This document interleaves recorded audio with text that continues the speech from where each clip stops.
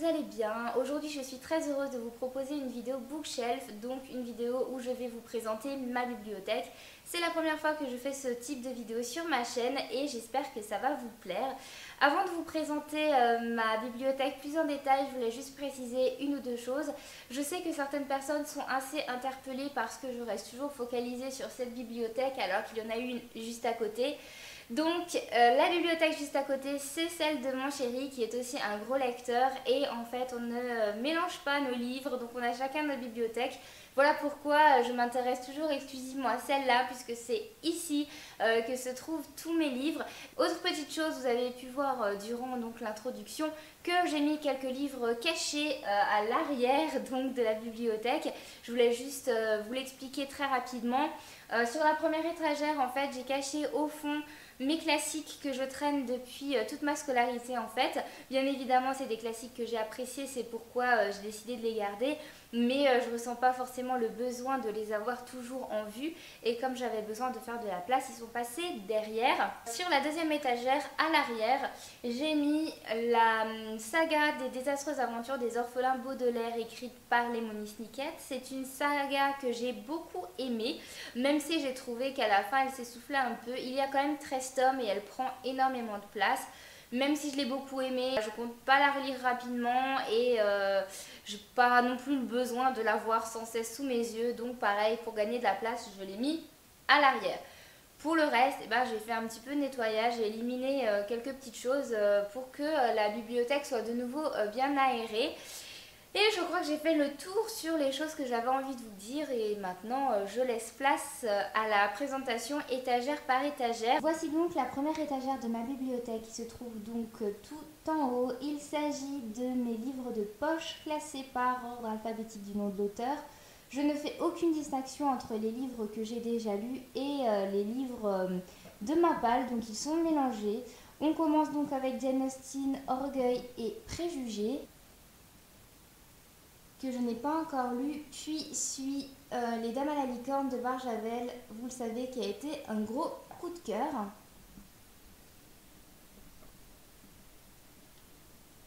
Ici nous avons Ensemble c'est tout d'Anna Gavalda que je vous conseille fortement. Ici vous avez tous mes Amélie Nothomb, je ne sais toujours pas pourquoi je les garde, parce que finalement, à part Mercure que j'ai bien aimé, tous les autres en général je suis assez déçue. Suit George Orwell, que 1984, que j'ai beaucoup aimé, c'est un classique mais celui-là je voulais le garder pas loin. Mes poches se concluent avec Le joueur d'échecs de Stefan Zweig, qui est un roman qui traite de la Seconde Guerre mondiale que j'avais beaucoup aimé. Et donc vous avez là ma petite Yankee Candle, ma bougie qui soutient le tout pour que les livres restent droits.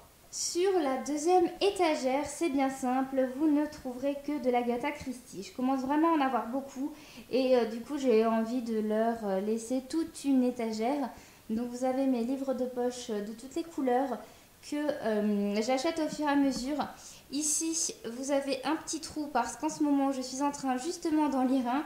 Je lis Le Train bleu, donc vous en aurez bientôt mon avis. Ici, ce sont des Agatha un peu plus anciens, comme vous pouvez le voir. En fait, ce sont des livres que ma maman m'a donnés, qu'elle avait quand elle était ado.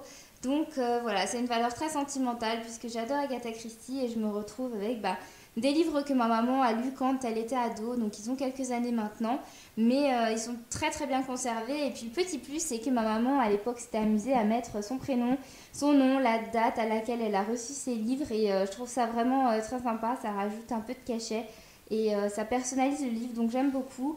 Suit l'autobiographie d'Agatha Christie, puis le livre qu'elle a écrit sous le pseudonyme Marie Westmacott et que Nina, ma binôme, m'avait envoyé. Et on termine par un petit intrus qui est le lit d'Aliénor que je suis en train de lire entre guillemets, c'est-à-dire j'ai lu la première partie en janvier et je ne vais pas tarder à lire la seconde partie pour pouvoir aussi vous en parler. Sur ma troisième étagère, vous pouvez retrouver mes romans grand format qui traitent de l'imaginaire, donc des romans de fantastique, de science-fiction, et de fantasy. Donc on commence avec Amulette de Véronique Ajarag. À nouveau, c'est rangé donc par ordre alphabétique du nom de l'auteur. Ensuite, vous avez les romans de Pierre Bottero avec pour héroïne Ewilan, que j'aime vraiment beaucoup. Donc La quête d'Ewilan et les mondes d'Ewilan. Bien évidemment, le très célèbre Les fiancés de l'hiver de Christelle Dabo, que je n'ai toujours pas lu. Et ensuite, mes Harry Potter en VO, oui, vous avez bien entendu, en VO, suivi bien sûr de ses compagnons, c'est-à-dire les contes de Biddle le Barde, le Quidditch à travers les âges et les animaux fantastiques. On poursuit avec les romans de l'imaginaire sur la 4e étagère. D'ailleurs, je n'ai pas précisé, mais la plupart, même la grande majorité, sont des romans ados.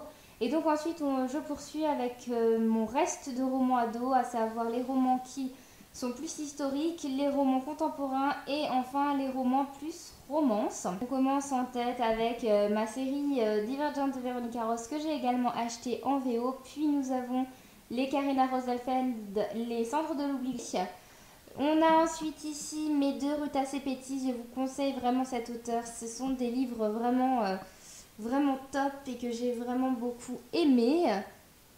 Les fameux 4 filles et un jean suivent un peu plus loin. C'est vraiment ma littérature d'adolescente. Et évidemment, j'ai le dernier qui est 4 filles et un jean pour toujours. Mais je n'ai toujours pas lu. Aucun commentaire. Et donc on finit avec ma série La Sélection que voilà, je n'ai toujours pas le tome 1. Allez chercher à savoir, mais il n'y a aucune explication. La 5e étagère sont mes romans grand format adultes. Il n'y en a pas tant que ça finalement.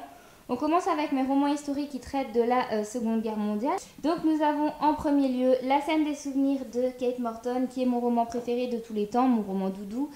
Puis, petite recette de bonheur pour les temps difficiles que je vous ai fait gagner pour mon concours Les 1000 abonnés parce que je l'ai beaucoup aimé. Les éplucheurs de patates, évidemment.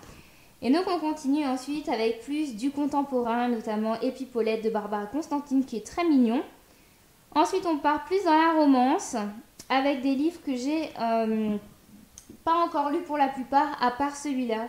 People or Not People de Laurence Esberger que je vous conseille, qui était pas si mal. Et on termine avec Les Bras du Diable, qui est mon unique polar et qui est un polar régional. Et on termine ici avec ma liseuse et un petit carnet. Voici ma dernière étagère qui, il faut bien l'avouer, est un petit peu fourre-tout. D'ailleurs, elle n'a pas beaucoup bougé malgré le rangement. On commence avec mes BD, notamment La Guerre des Lulus, que je vous conseille parce que j'ai trouvé que c'était vraiment bien. Ça se passe pendant la Première Guerre mondiale.